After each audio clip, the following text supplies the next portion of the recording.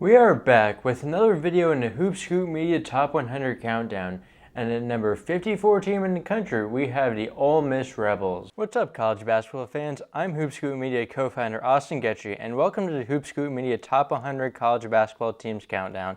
In this series, we'll be counting down our top 100 teams for next season and releasing a video every day until the college basketball season begins. If you enjoy this content, please subscribe to our YouTube channel and give our social medias a follow. Simple things like that help more college basketball fans like you enjoy our content. With that being said, enjoy the rest of the video and 99 other videos in this series. The Kermit Davis era is finally over in Oxford. After a great tenure at Middle Tennessee State, the Rebels hired Davis, but it didn't work out like Ole Miss fans wanted it to.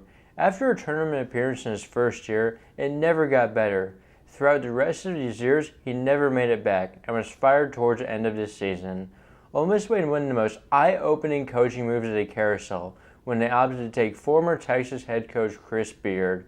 If there's one thing that's not a question, it's Beard's ability to coach and win, winning a tournament game at Little Rock and making a national championship game with Texas Tech. However, he wasn't fired from Texas for nothing. He was arrested on domestic violence charges for alleged abuse of his fiancée, which have since been dropped, but made his name one to stay away from other schools. Ole Miss took the chance though, and from a strictly basketball perspective, they will also see the benefits. Beard is working with some new players in his roster this year. Departing the roster are Mari Abram, who transferred to Georgia Tech, Miles Burns, who exhausted his eligibility, Robert Allen, who transferred to North Texas, Javius McInnes, who exhausted his eligibility, James White, who transferred to UAB, and Deshaun Ruffin, who transferred to Jackson State, among some less notable losses. Despite everyone seemingly leaving, Beard still got some of the Rebels' best players to stay put.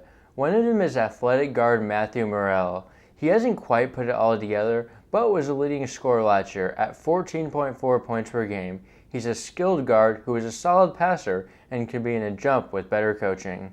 Beard also got Jamin Brakefield to withdraw from the portal, a double-digit scorer last year.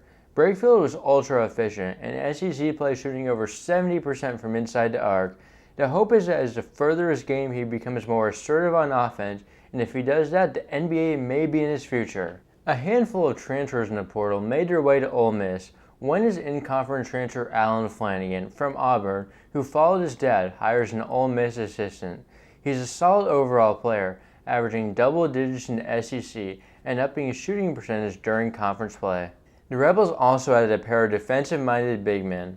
One is Jamarian Sharp, who stands at a towering 7'5". His 15.8% block rate led the country.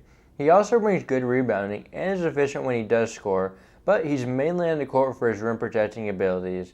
Musa Cisse, a former Big 12 Defensive Player of the Year, also makes his way to Ole Miss, but chances are he won't be eligible due to transfer rules. Either way, he's also a dominant rim protector and rebounder, and the Rebels will have dominant big men for the near future. Another transfer with eligibility concerns is Brandon Murray from Georgetown. Murray brings scoring and playmaking abilities and was once a high-level SEC player at LSU. He should be one again when eligible. Arizona State transfer Austin Nunez also comes to Oxford, who I think has big breakout potential. He didn't see a great freshman season, but he showed lots of flashes, and without Murray eligible, he could have a big year. Rising sophomore guard TJ Caldwell returns to Ole Miss. He was inefficient as a freshman, but got some solid playing time and could see a more productive year too. The other returner is redshirt freshman guard Robert Coward. St. Peter's transfer Jalen Murray committed to the Rebels this offseason. He was their starting point guard and also a high-volume shot taker. The efficiency wasn't all there, but he's a very skilled player who could thrive in a role player position at Ole Miss. Beard also brings in 3 freshmen. One is big man Rashad Marshall, a physical big inside who could see some significant minutes without Cisse in the picture. Cameron Barnes is also a big man, but is more lengthy and mobile and could be a player with a very high ceiling. Jacob Gazzo was an early commit for Ole Miss and an in-state forward prospect. Overall, I think Ole Miss is headed in the right direction, and the Beard hire will be great under the assumption that he stays out of trouble off the court. He's proven to win at tough places, and this will be the next.